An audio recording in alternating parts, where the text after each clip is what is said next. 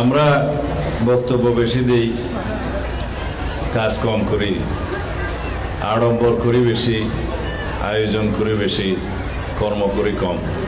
এটা আমাদের জাতীয় চরিত্র। আমার ঠিক চরিত্র তার বিপরীতে। আমি কথা কম বলি, আয়োজন আড়ম্বর কম করি। যদি কিছু করতে পারি করার চেষ্টা করি জনগণের জন্য, দেশের জন্য, মানুষের জন্য। কারণ হায়াত খুবই সংক্ষিপ্ত। এই জগতের জীবনের প্রতিটা মুহূর্ত খুবই মেজর, প্রতিনিয়ত অতীত হয়ে যাচ্ছে। বর্তমান প্রেজেন্ট টেন্স নাই, আছে ফিউচার টেন্স এবং পাস্ট টেন্স। যেটা হয়ে গেল পাস্ট টেন্স, আর যেটা প্রতি মুহূর্তে পাস হয়ে যাচ্ছে সেটা কোনো বর্তমান কাল নাই, সেটা ভবিষ্যৎ। যারা আরো বেশি শিক্ষিত তারা জান মাদি মোদারে এইভাবে বলা। তো সেই জন্য মনে করতে হবে যাহা আজকে ভবিষ্যৎ তাহাই বর্তমান। বর্তমান প্রতি মুহূর্তে পাস হয়ে যাচ্ছে। এই আমি কয়েক মুহূর্ত আগে যা বললাম সেটা এখনো অতীতকাল। তো সুতরাং ভবিষ্যতের প্রতিটা মুহূর্ত যাতে আমরা পরিকল্পিতভাবে ব্যয় করি, তাহলেই হবে আমার সকল শিক্ষার্থীর উদ্দেশ্যে আমার নসিহত। তাহলে আমরা ভবিষ্যৎ নির্মাণ করতে পারব, নিজের, পরিবারের, সমাজের এবং রাষ্ট্রের। আমরা এমন ভবিষ্যৎ পরিকল্পনা করি যা আমাদের নতুন প্রজন্মের জন্য, তরুণ প্রজন্মের জন্য উজ্জ্বল ভবিষ্যৎ বিনির্মাণ করবে। আমরা এমন পরিকল্পনা করি যাতে আমরা সুপরিকল্পিতভাবে এই দেশটাকে সমৃদ্ধির দিকে এগিয়ে নিয়ে যেতে পারি। তার জন্য শিক্ষা ব্যবস্থা হচ্ছে সবচেয়ে মৌলিক ভিত্তি। যে শিক্ষা ব্যবস্থার সুষ্ঠু পরিকল্পনার মধ্য দিয়ে জাতিকে এগিয়ে নিয়ে যাওয়া যায়, জাতীয় সমৃদ্ধি অর্জন করা যায়। সেজন্য আমরা শুধুমাত্র ডিগ্রিধারী বেকার সৃষ্টির কোনো পরিকল্পনা করছি না।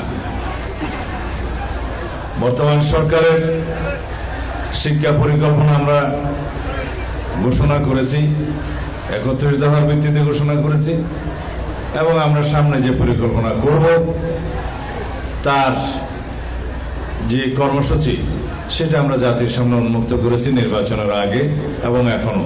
তা হচ্ছে আমরা কোনো বেকার সৃষ্টির জন্য শিক্ষা ব্যবস্থা প্রবর্তন করব না। সবাইকে কর্মক্ষম হাতে পরিণত হতে হবে এবং সবাই নিজের এবং দেশের জন্য একজন দক্ষ নাগরিক হিসেবে গড়ে উঠবে।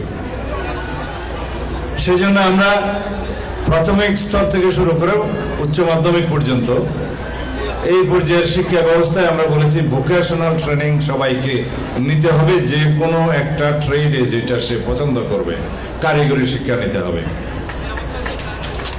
যে কোনো একটি অথবা দুটি বিদেশি শিক্ষা ভাষা শিখতে হবে। বাংলা ইংরেজির পাশাপাশি আরেকটি তৃতীয় ভাষা শিখতে হবে। যেই ভাষা শিক্ষার মধ্য দিয়ে সে দেশে এবং বিদেশে নিজের কর্মসংস্থানটা খুঁজে পাবে। এরপরে উচ্চশিক্ষার জন্য যারা মেধাবী হবে, উচ্চশিক্ষা করার জন্য উপযুক্ত থাকবে, যাদের ফলাফল ভালো হবে, তারা ডিগ্রি অর্জন করবে, মাস্টার ডিগ্রি অর্জন করবে, এমফিল করবে, থিসিস করবে, পিএইচডি করবে, শিক্ষকতা করবে, গবেষণা করবে। তাদের জন্য দ্বার অবারিত থাকবে। আমরা এখন কি করি? সবাই বিশ্ববিদ্যালয়ে পড়তে চাই, সবাই ডিগ্রি পাস হতে চাই, সবাই মাস্টার ডিগ্রি পাস হতে চাই, এবং ডিগ্রি অর্জনের পরে সবাই বেকার হয়ে যায়। তো সেজন্য সবাই মাস্টার ডিগ্রি অর্জন করার প্রয়োজন নেই। যারা শুধু রিসার্চ করবে, শিক্ষকতা করবে এবং বিভিন্ন বিষয়ে গবেষণার মাধ্যমে দেশের জন্য, মানুষের জন্য অবদান রাখবে, তারা উচ্চ শিক্ষা গ্রহণ করবে।